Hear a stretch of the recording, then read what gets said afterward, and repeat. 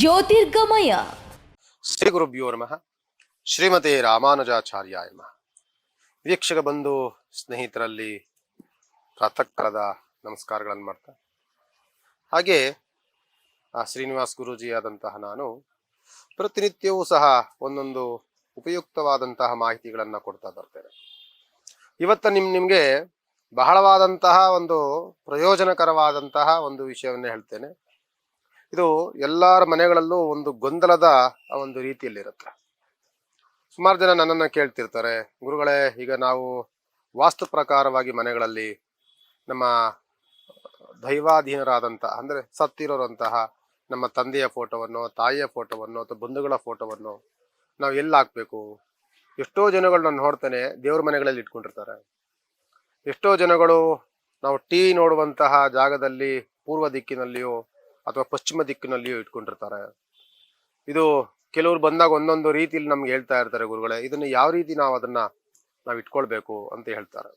ಆದ್ದರಿಂದ ನಾವು ಯಾವಾಗಲೂ ಸಹ ಸತ್ತಂತವರ ಫೋಟೋವನ್ನ ಉತ್ತರ ದಿಕ್ಕಿನಲ್ಲಿ ಇಟ್ಕೊಳ್ಬೇಕು. ಉತ್ತರ ದಿಕ್ಕಿನಲ್ಲಿ ಇಟ್ಕೊಂಡಾಗ ದಕ್ಷಿಣ ಮುಖವಾಗಿ ಅದು ಮುಖವನ್ನು ಮಾಡುತ್ತೆ. ಅಲ್ಲಿ ಇಟ್ಕೊಂಡಾಗ ಸತ್ತಂತವರನ್ನ ಫೋಟೋ ಇಡ್ಲಿಕ್ಕೆ ಅದೊಂದೇ ನಮಗೆ ಪ್ಲೇಸ್ ಸಿಗುವಂಥದ್ದು. ಅಲ್ಲಿ ಇಟ್ಕೊಂಡಾಗ ಅದು ವಿಶೇಷವಾಗಿ ಒಂದು ಸ್ಥಾನಮಾನವನ್ನು ಪಡೆಯುತ್ತೆ. ಜೊತೆಯಲ್ಲಿ ನಮಗೆ ಅವರಿಂದ ನಮಗೆ ಒಂದು ಬ್ಲೆಸ್ಸಿಂಗ್, ಒಂದು ಆಶೀರ್ವಾದ ಸಿಗಲಿಕ್ಕೆ ಆ ದಿಕ್ಕೆ ಆ ಸತ್ತಂತವರ ಒಂದು ಫೋಟೋಗೆ ಆ ಜಾಗ.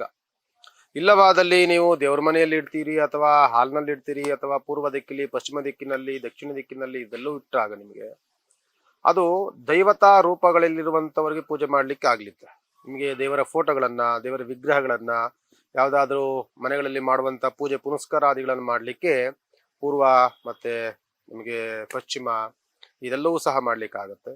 ಆದ್ದರಿಂದ ಸತ್ತಂತವ್ರನ್ನ ಫೋಟೋ ಇಡಬೇಕು ಅಂತ ಅಂದಾಗ ನಾವು ಅದು ಉತ್ತರ ದಿಕ್ಕಿನಲ್ಲಿಟ್ಟು ದಕ್ಷಿಣ ಮುಖವಾಗಿಯೇ ಇಡಬೇಕು. ಅದನ್ನಿಟ್ಟಾಗಲೇ ಅದಕ್ಕೆ ಒಂದು ಸಮಂಜಸವಾದಂತಹ ಸ್ಥಾನಮಾನಗಳು ಸಿಗುತ್ತೆ ಅಂತ ಹೇಳ್ತಾ, ವಿಶೇಷವಾಗಿ ನೀವು ಪ್ರತಿದಿನವೂ ಸಹ ನೀವು ಮನೆಗಳಲ್ಲಿ ಯಾವ ರೀತಿಯಲ್ಲಿ ಪೂಜೆಯನ್ನು ಮಾಡ್ತಿರೋ, ದೇವರುಗಳಿಗೆ ಪೂಜೆಯನ್ನು ಮಾಡ್ತಿರೋ, ಅದೇ ರೀತಿ ಅವರ ಸ್ಮರಣೆಯನ್ನ ಮಾಡಬೇಕು. ನೀವು ಪ್ರಾತಃ ಕಾಲದಲ್ಲಿ ನೀವು ಎದ್ದ ತಕ್ಷಣ ದೇವರಿಗೆ ಹೆಂಗ್ ನಮಸ್ಕಾರವನ್ನು ಮಾಡ್ತಿರೋ, ಅದೇ ರೀತಿಗೆ ನಿಮ್ಮ ತಂದೆಯವರು ಅಥವಾ ನಿಮ್ಮ ತಾಯಿ ಅಥವಾ ನಿಮಗೆ ಅತ್ಯಂತ ಪ್ರಿಯ ಪಾತ್ರರು, ನಿಮ್ಮ ಜೀವನಕ್ಕೆ ಬಹಳವಾದಂತಹ ಹತ್ತಿರವಾದಂಥವರು, ನಿಮ್ಮ ಏಳಿಗೆಗೆ ಬಹಳ ಶ್ರಮವನ್ನ ಪಟ್ಟಂತವರು, ಇಂಥ ವ್ಯಕ್ತಿಗಳ ಗುರುಗಳು, ಇಂಥವರ ವ್ಯಕ್ತಿಗಳ ಫೋಟೋಗಳನ್ನ ನಾವು ಎದ್ದ ತಕ್ಷಣವೇ ಅವರ ದರ್ಶನವನ್ನ ಮಾಡುವಂಥದ್ದು. ಅನಂತರದಲ್ಲಿ ನಾವು ಮನೆಯಲ್ಲಿ ಪೂಜೆ ಪುನಸ್ಕಾರಾದಿಗಳನ್ನು ಮಾಡಬೇಕಾದ್ರೆ ಅವ್ರಿಗೂ ಸಹ ಧೂಪ ದೀಪಾದಿಗಳನ್ನ ಮಾಡುವಂಥದ್ದು. ಇದನ್ನೆಲ್ಲವೂ ಸಹ ಮಾಡಿದಾಗ, ಅವರ ಸ್ಮರಣೆಯನ್ನ ಮಾಡಿದಾಗ ನಮ್ಮ ಕುಟುಂಬ, ನಮ್ಮ ಜೀವನ, ನಮ್ಮ ಒಂದು ಸಾರ್ಥಕತೆ ಎಲ್ಲವೂ ಸಹ ಬಹಳ ಅನುಕೂಲತೆಯಿಂದ, ಅವರ ಅನುಗ್ರಹದಿಂದ ನಡ್ಕೊಂಡು ಹೋಗುತ್ತೆ. ಇದರಲ್ಲಿ ಸುಮಾರು ನಾವು ನೋಡ್ತಿರ್ತೀವಿ, ತಂದೆ ಫೋಟೋವನ್ನು ಇಟ್ಟಿರ್ತಾರೆ, ತಾಯಿ ಫೋಟೋ ಇಟ್ಟಿರೋದಿಲ್ಲ. ತಾಯಿ ಫೋಟೋ ಇಟ್ಟಿರ್ತಾರೆ, ಇನ್ಯಾವರು ಸ್ನೇಹಿತಂದೋ ಅಥವಾ ನಿಮ್ಮ ಅಣ್ಣ ತಮ್ಮದಿರೋದು ಫೋಟೋ ಇಟ್ಟಿರಲ್ಲ. ಕಾರಣ, ಅವನು ನಮ್ಗೇನು ಮಾಡಿದ್ದಾನೆ, ಅವನಿಂದ ನಮ್ಗೇನು ಪ್ರಯೋಜನ, ಅವನಿಂದ ನಮ್ಗೆ ಯಾವ ರೀತಿಯಾದಂಥ ಅನುಕೂಲಗಳು ಇಲ್ಲ, ಇದು ಯಾವುದೂ ಸಹ ಸತ್ತಂತ ಆತ್ಮಗಳು ಇದ್ಯಾವುದನ್ನೂ ಸಹ ಕೇಳೋದಿಲ್ಲ.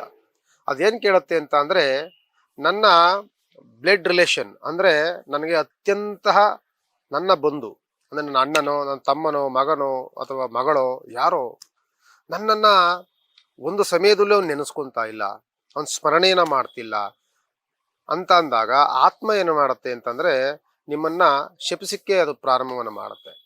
ಆ ಸತ್ತಂತ ಆತ್ಮಗಳು ಶಪಿಸಿದಾಗ, ಶಾಪವನ್ನ ಕೊಟ್ಟಾಗ, ಏನೋ ಒಂದು ಮರುಕವನ್ನ ಪಟ್ಟಾಗ, ಒಂದು ಬಾಧೆಯನ್ನ ಪಟ್ಟಾಗ ಅವರ ಆ ದೋಷಗಳು, ಆ ಶಾಪಗಳು ಖಂಡಿತವಾಗಿ ನಮಗೆ ತಟ್ಟುತ್ತೆ. ಆದ್ದರಿಂದ ಯಾರೇ ಮನೆಗಳಲ್ಲಿ ಸತ್ತಂತಹ ವ್ಯಕ್ತಿಗಳನ್ನ ಅಕಸ್ಮಾತ್ ನೀವು ಫೋಟೋ ಇಡಕ್ಕಾಗ್ಲಿಲ್ಲ, ನಾವು ಫೋಟೋ ಇಡಲ್ಲ, ಮನೆಗೆ ಅಂದವಾಗಿರೋದಿಲ್ಲ, ನಮಗೇನು ಅವಲಕ್ಷಣ, ಈ ಥರ ಏನೇನೋ ಒಂದು ರೀತಿಯಾದಂತಹ ಗೊಂದಲ ವಾತಾವರಣಗಳನ್ನ, ಗೊಂದಲ ಮಾತುಗಳನ್ನು ಹೇಳ್ತಿರ್ತಾರೆ.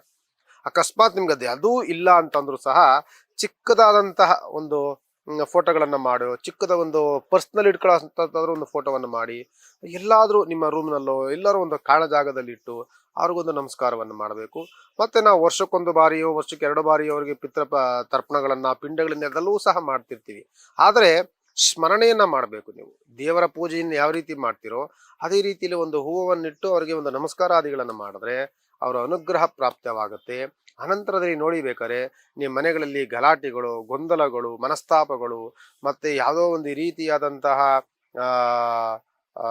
ದೃಷ್ಟಿ ದೋಷಗಳು ಇದೆಲ್ಲವೂ ಸಹ ಪರಿಹಾರ ಆಗಲಿಕ್ಕೆ ನಮ್ಮ ಸತ್ತಂತವರು ಹಿರಿಯರು ಅದಕ್ಕೆ ಬಹಳವಾದಂತಹ ಪ್ರಾಮುಖ್ಯತೆಯನ್ನು ಪಡಿತಾರೆ ಅಂತ ಹೇಳ್ತಾ, ನೀವೆಲ್ಲರೂ ಇದನ್ನ ಪಾಲನೆಯನ್ನ ಮಾಡಿ.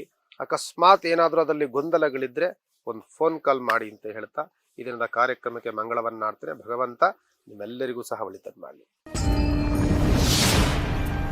ಜ್ಯೋತಿರ್ಗಮಯ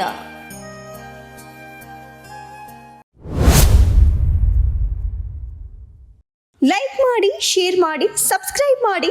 ನೋಡ್ತಾ ಇರಿ ರಿಯಲ್ ಬೆಂಗಳೂರು.